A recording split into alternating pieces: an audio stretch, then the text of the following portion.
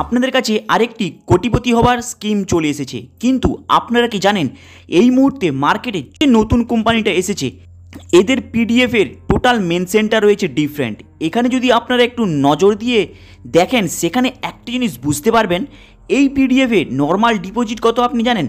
এই পিডিএফের normal deposit হলো 5,000 টাকা, কিন্তু হাইয়েস্ট ডিপোজিট কত?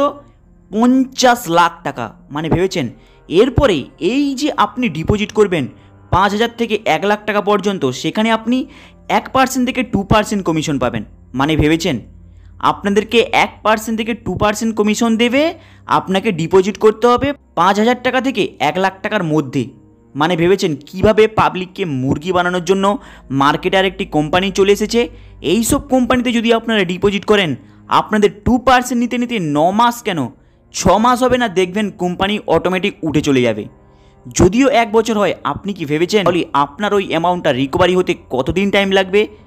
প্লাস এটা হলো একটি এমএলএম কোম্পানি। এমএলএম কোম্পানি যেহেতু আপনাদেরকে দেবে কত পার্সেন্ট? 1% 2%।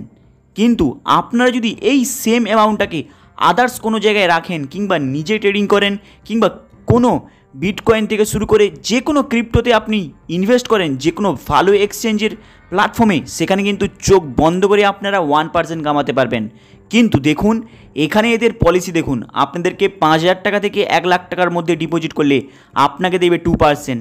মানে ভেবেছেন পুরো অ্যামাউন্টটাকে এরা নিজের কাছে করে নিচ্ছে। এরপরে তো আরও রয়েছে প্রায় 10 লাখ টাকা থেকে 5 লাখ টাকা পর্যন্ত এখানে ডিপোজিট করলে আপনি লোন পাবেন। এক্সট্রা আরও কিছু পলিসি রয়েছে যেটা আপনাদের সামনে এর পিডিএফের মেন পেজগুলো দেখিয়ে দিচ্ছি, আপনারা দেখতে পারেন। কিন্তু আপনারা কি জানেন এখানে লেভেল কমিশন কত রয়েছে? এখানে লেভেল কমিশন রয়েছে 0.25%। মানে ভেবেছেন লেভেল কমিশন কম রয়েছে কিন্তু আপনাদেরকে ইন্টারেস্টও দেবে কম, কিন্তু এই পাবলিকের পুরো টাকাটা এরা পুরো নিজের কাছে জব্দ করে রাখবে। প্লাস এখানে পিডিএফে আর কি মেনশন রয়েছে আপনি কি জানেন? যদি আপনি 365 দিন আগে এদের প্রিন্সিপাল অ্যামাউন্টটা উইথড্রল করে নেন তাহলে কিন্তু আপনার চার্জ কাটবে। এখানে এর নিচে রয়েছে এদের প্রিন্সিপাল অ্যামাউন্ট যদি আপনি 365 দিনের পরে যদি আপনি উইথড্রল করেন এদের প্রিন্সিপাল অ্যামাউন্ট, তাহলে কিন্তু এই প্রিন্সিপালের অ্যামাউন্ট থেকে আপনাকে কিন্তু বেনিফিট দেবে। মানে ভেবেছেন পুরো প্রিন্সিপালের অ্যামাউন্টটাকে লক করে রেখে দিচ্ছে এরা নিজের আন্ডারে। কিন্তু আপনারা কি জানেন এদের স্যালারি কত হিউজ পরিমাণে রয়েছে? এদের স্যালারি রয়েছে কার, প্লাস এদের আপনাকে জমিও দিয়ে দেবে, প্লাস আপনাকে রয়্যাল কার দিয়ে দেবে।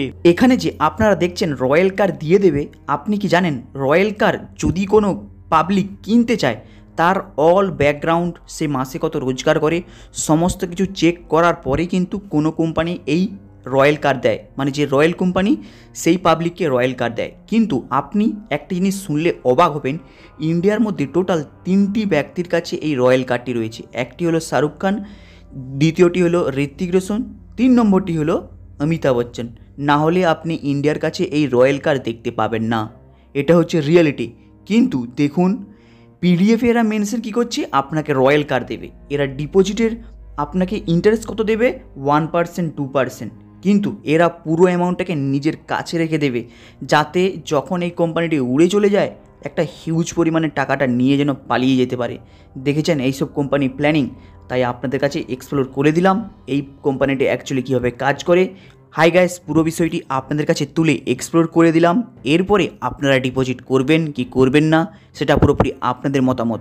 আপনাদের এই মতামতটি কেমন লেগেছে কমেন্ট বক্সে কমেন্ট করবেন এবং ভিডিওটাকে লাইক অ্যান্ড সাবস্ক্রাইব করে দেবেন। চলুন দেখা হবে আবার নেক্সট ভিডিওতে।